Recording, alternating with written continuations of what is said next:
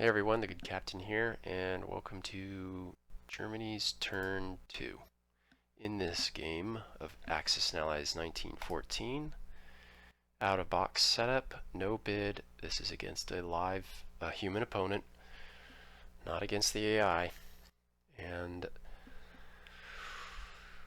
my purchase, after much thought and deliberation, is going to be 2 fighters and all infantry, or 7 infantry. I think I'm going to go 7-3. I was almost settled on 9-2. But I think 7-3. Nah, I'm going to go 9-2. Because fighters can move faster. So if I want more fighters, I can just build more and they can catch up. Alright, I'm going to save this too because, for a very specific reason, I'm projecting to collect 43 IPCs this turn, which means I'll have 45 to spend next turn, and a number divisible by 3 is the best possible number to have when making purchases in this game. There's only one unit that has a value that can't be divided by 3, and that's the artillery. I can still buy artillery, right? You can buy a packet of 3, and that's 12, right? A number divisible by 3, so that's fine. It's just if the number is not divisible by 3, you either have to buy arty or you have to save it. I'll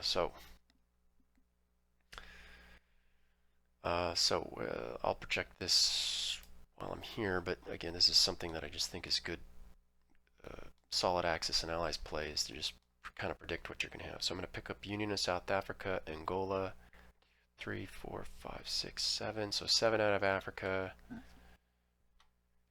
and 36 with Poland out of here. That makes 43. Add 2, that's 45. Yeah, so that's what we're going to do. We have plenty of artillery on the west front, so we don't need more there. And I don't, at least at this time, I don't fancy a second wave of artillery on the east front either, but I leave my mind definitely open to being changed on that. So, moving on. We'll start in Africa. I think you should always start in Africa as the German player, so you don't forget Africa. Okay? Alright. So, my stock move here is always to combine forces. I like the survivability in Africa, just lasting as long as I can down there, producing a little bit now over a longer period of time, in my opinion, is better than producing a lot in the early part of the game and just being destroyed outright. The Allies have total control of Africa. The Germans are sort of, the Germans are sort of the strangers in a strange land here. The Allies have complete domination in terms of the naval supremacy. So their ability to transport in new troops and your inability to make any troops or have troops brought to you at all is just a matter of time. So I want to mobility kill as many Allied troops as I can. And the key to that, to me, at this point in time, I feel is survival. Followed a close second by producing income. And so, given what my enemy has done here, I am not going to join my army in Angola. I'm going to play it a little bit messy, and bring these 2 into Angola and these 2 into Union of South Africa. And this is I'm doing for a couple of reasons. The way he's moved here, I don't think the British can or should risk an attack here. It's 50-50. Both sides, if they take a casualty, they lose their artillery. Why would the British take a risk when it's inevitable that they win? It just seems unnecessary to me. If I was the British player, I would just let it go. So I'm going to... anyway, at any rate, that's a risk I think is worth taking as the Germans. I accept the possibility he will attack. Angola cannot be attacked except by this French transport and 2 infantry and 2 attackers attacking 2 defenders, just not to his advantage. I don't think he's going to do it, nor do I think he should. Nigeria could go Togoland, it could go Cameroon, and he's going to stay Nigeria. Normally I would move Cameroon, but again, he's got this transport here, so there's no place to run where I'm safe from it. Togoland, almost certainly, he would drop me there and smash me at 3-1, so no. Cameroon, normally I'd go there, but he brings his French around, lands there, and now his French are actually closer to being more relevant. So if they kill me, he's closer to getting out through Egypt or back on the transports to cause more trouble elsewhere.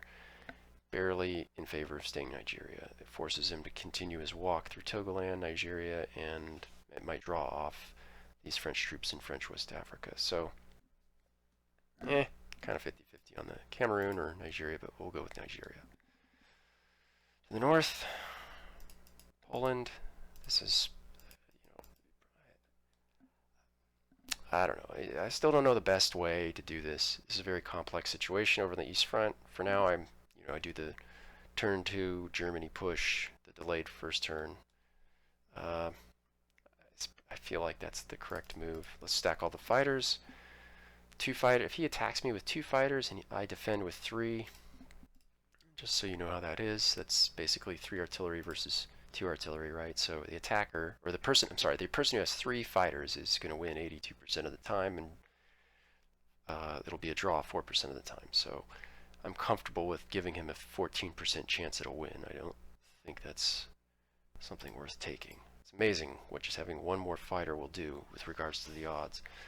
Okay, over on the West Front, there's basically 3 options. Attack Lorraine, stack Belgium, stack Alsace. Can't stay split, will be defeated in detail. I've already checked, it's too good, even with the reinforcements. And as much as I would like to keep the French, I would like to draw the French away from the middle of the board here, Switzerland, namely. I've decided it's best to just stack here. Yes, the French could go Switzerland from Burgundy and Lorraine, combine their army, and then they have access to Munich and Tyrolia. Seems like a good move. It would force the Germans to fall back from Alsace into Munich, or to attack at a disadvantage. But stacking up on Belgium and moving adjacent to Paris, I mean, yeah, we could do that. That's cute, but I don't want to overextend, get cut off, and then just defeated. I don't have a really robust supply train of fresh reinforcements coming down, well, although we will start to fix that. So the rest of my turn makes sense if I just do the German Navy. So I ran the numbers on this, and that's only part of it. Yes, if the French attacked, we would defeat them. We'd probably take a loss, at least 1 loss, and probably 2, so that we'd have to say goodbye to our submarines.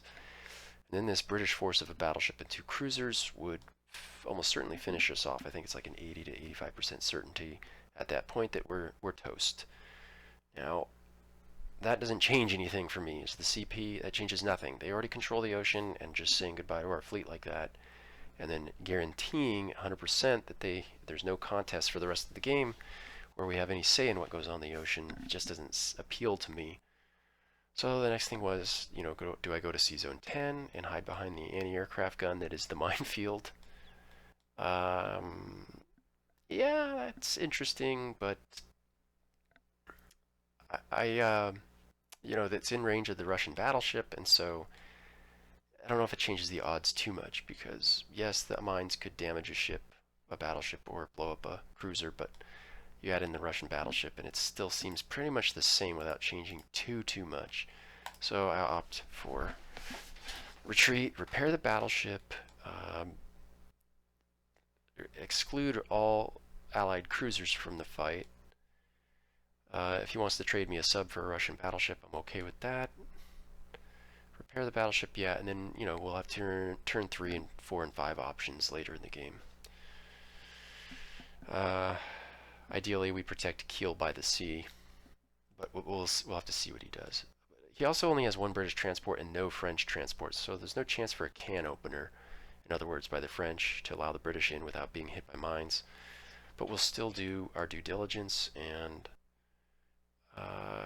yeah, I want to take the Ruhr army and split it up. I'm going to go 1 to Munich just to have a little bit of operational flexibility. Yeah, 18 and 6 with air support. Let's push an arty back. Let's put an inf back here. Let's put 1 here and 3 here. So this is what I call snaking your infantry. Again, this is not a hill I'm going to die on, but I like the idea of having a steady supply line, operational, logistical flexibility. Everybody else goes Silesia. So yeah, we're basically sending 15 IPCs of infantry towards Russia, but with the Russian Revolution in effect, I don't think we don't actually have to defeat the Russian army. We just have to meet the conditions to create the Russian Revolution, which is the objective. The main selling point for me on doing the Russian Revolution at this stage, how I feel now, is to make Sevastopol an inactive territory and eliminate that as an allied route to attacking the Central Powers. If we can just canalize all the British towards Constantinople, it's much easier to make logistic and operational decisions by sending Austrian, Hungarian troops towards that way as needed to keep that capital from falling. At least that's the theory. So that's it. There's really no battle. Potential swap in Poland. Just maneuvering around a little bit. Collect 45 IPCs, and I'm ready to call that good. I don't see him taking Kiel. What I think he might do with that navy,